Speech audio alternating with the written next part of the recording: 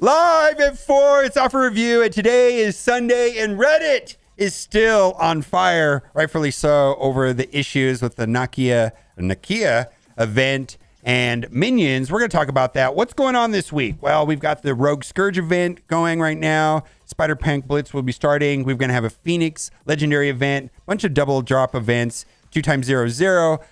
Payday event to get the gold happens at the end of the week. We've got the Greek raid, and then we're going to go over the events because those are on another screenshot that we're going to go to next. And then somewhat uneventful is you can get 6 and 7 red stars on Zombie Iron Man. I don't recommend that. I have no red stars on Zombie Iron Man, and believe me, he works just fine. So I actually don't mind the events this week. There's one particular problem to keep in mind with this event is that we've got the Dogs of War campaign event, which is going to be released tomorrow. The easy difficulty, you should be able to lock Nakia because we already have 5 shards, and going through the nodes, you get 39, and then you get an orb. So you should be able to unlock her. Hard difficulty requires Nakia, and to what level you have to upgrade her to get through it at 3 stars remains to be seen. But a lot of people probably can just use Dormammu if you're one of the 40,000 people that has Dormammu. And then the heroic difficulty is going to require War Dogs and Black Panther 1 mil. So I believe if you've been diligent on the month-long Black Panther event, you should have Black Panther unlocked at this time. But whether or not you have him upgraded enough and to get through and actually 3-star these nodes remains to be seen. So we're going to find this information out tomorrow. Then there's the next event, which has 3 components to it: blitzing, spending power cores, and opening covert orbs. The covert orbs are the orbs that are warded in the Nakia event. So in general, this spy games part right here, the most efficient way to get through it, and I believe it's going to be relatively easy to get the Black Panther piece, whatever it is. I don't know if it's a necklace or a pelt or whatever they change. But to get the part that goes towards the Black Panther will be relatively easy. And the most efficient way to be doing that is spending power cores on the covert orbs. Now, there is a blitz component to it, which actually also gives bonus points for the covert tag characters, which you can look at right now in game. The way I'm going to approach this, it looks like if I play the game the way that I normally do, I should be fine. Now, the only problem with this part of the event, or this first part of the event, is that the second week, starting on the 28th, has collect power cores. So what I'm doing right now, and a lot of people are doing, is that they're hoarding in their inbox all of their mails. And I know that this is where a lot of people get their power cores, is from their arena. And so that is a conflict. Now, people that have hoarded power cores are actually okay with this. But if you don't have power cores saved up, that is the only problem, is that right now we should be saving our arena payouts for the next part of the week. So we're going to get through that. Now, let's get to the Reddit post, because I'm really, the salt on Reddit, which is justified, is very strong. I would say that 80% of the posts that I saw on Reddit today were about the Nakia event, or more importantly, they were talking about the Minions event. And I just wanted to summarize some of the posts and just reinforce why people are upset. We don't want to play with Minions. It's easy, Scopely. No one is playing this game to play with Minions. We want to play with Marvel characters, not with stupid made-up Minions. We don't want to spend gold or gear or anything on them. And I think that is the issue right now, is that.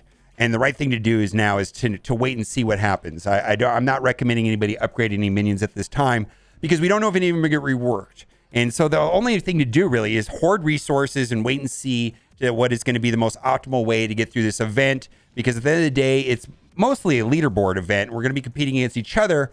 And so we got to find out what's going to be the most optimal Minion team, if there is one.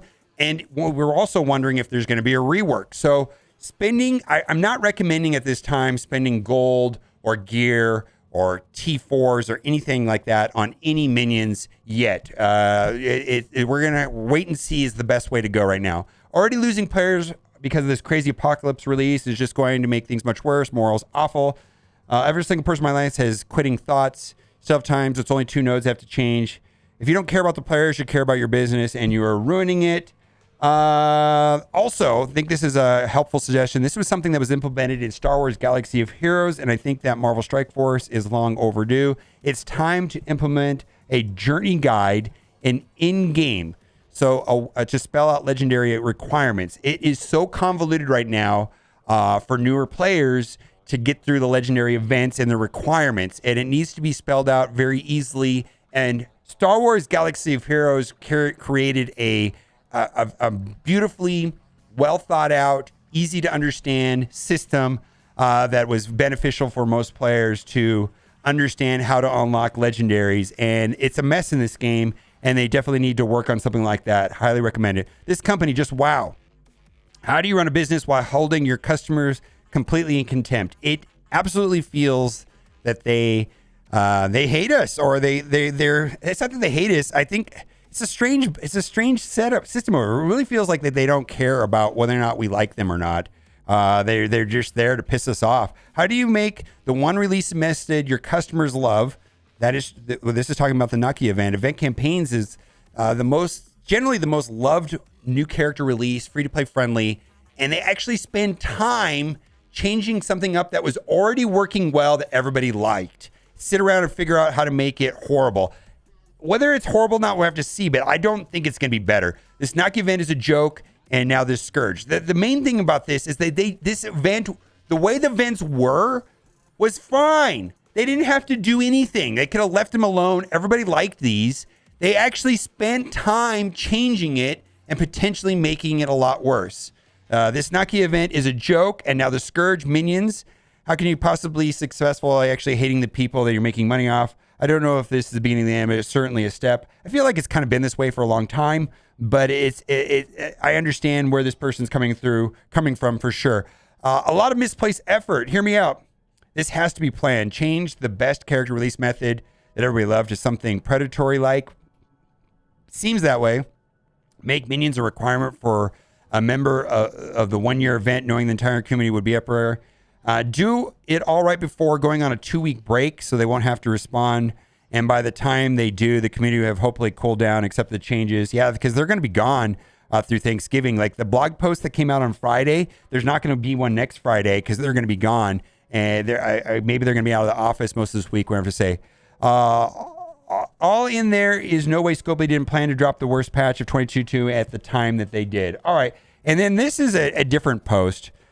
This is a post saying that they don't really mind the minions, but what they do mind, and there's other things that are a problem in this game, hoarding, and they kind of spelled out things that bothered them more than the minions thing. And I just thought that this was also other issues. Like, let's not forget about other issues in the game.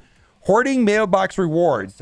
Never had a problem with the read and claim all button, but I have a problem with the system makes me hoarding of rewards a strategic advantage. It just feels like that is the way this game is the best way to min-max this game, is to hoard everything. Just like for the minions. Start hoarding for the minions, because we don't know which ones are going to be the best ones to upgrade. We don't know if there's a rework coming. We just don't know. Upgrading minions in advance might be a mistake. I want a phone game to be a game, not a religion. I know the psychology of frustration mechanics are what turns the light spenders, regular spenders. So it's kind of a jerk move to push that envelope as far as you can. I'll hoard them like a good boy and not spend like the usual, but don't think we were saying you're doing. I don't particularly care for hoarding my mailbox. I've got 18 unopened mailbox. It just seems like I don't believe that was their intention, but they definitely have forced us to. The most efficient way to play this game is hoarding stuff, man. I hoard everything and then I collect it. Like, okay, right here, this one says 1 day. All right, well, that one we don't have to collect. But anyways, let's move on. The web store. Going to the web store is annoying. We play a cell phone game, not a browser game. It's MSF.gg, and it's much faster than the website you brought in from before, but that's not the point. The point is you've added another destination, in my case, requiring another device into my casual fun game. We know that it's to drive traffic and show growth to investors. I'm actually cool with capitalism. I want everyone to make this game I like to get paid for it, but the more and more you're turning me in playtime into a chore, evaluating my time, I feel like you're doing less and less. I want my Marvel Strike Force time to be out fighting cartoons with other cartoons. If I wanted all the kind of places to play, I'd be playing Pokemon Go. Yeah, it's annoying going to the web store. It's not convenient. This is not a browser game. This is a cell phone game. And if you want to play this game optimally, if you want to min-max this game, you have to go to the website, because there's events on the website and there's milestones on the event website. And then there's also daily rewards on the website. And it's just like, it's that we signed up for a mobile game. It's not a browser game. I joke all the time that I'm becoming Chrome browser gamer, right? I mean, it's not like we're playing Farmville or something on a browser or back in Facebook games or something. Not really getting to play new characters. And so what this is about is that even if you unlock a character, it's hard to upgrade the characters up until a useful level with the amount of T4s and resources and gold. And you really don't get to play them unless you have tons of resources saved up for when a new character comes out. So I feel like these are interesting points. Other things that are going on with the game other than the events, which are discouraging. Now, let's get into the offers. And there is a 10 for 10 right here for T4s. I think that's fine. And then this is an interesting offer. This is, of course, will help you unlock Iron Man. And here's the thing. It does have 3 minions in here. And basically, there's 250 minion shards right here for $5. But none of these characters are really good.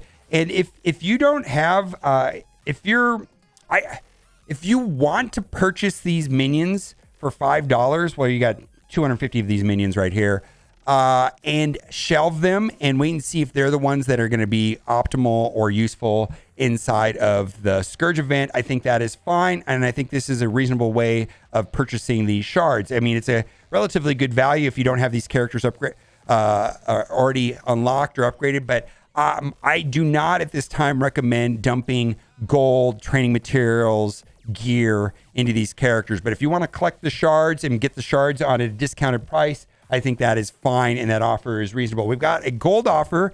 I bought this already. $5 for 2 million gold is, if you figure gold orbs, average 220,000. If you open 10 gold orbs, like 2.2 million. So, would you buy 10 gold orbs for $5? I would. So this is reasonable, and I purchased that. This is an offer that I don't think is a great deal, and so I did not buy it. I just want, because a lot of people are asking me about this. I don't see the value in this, so I did not purchase the blue ISO.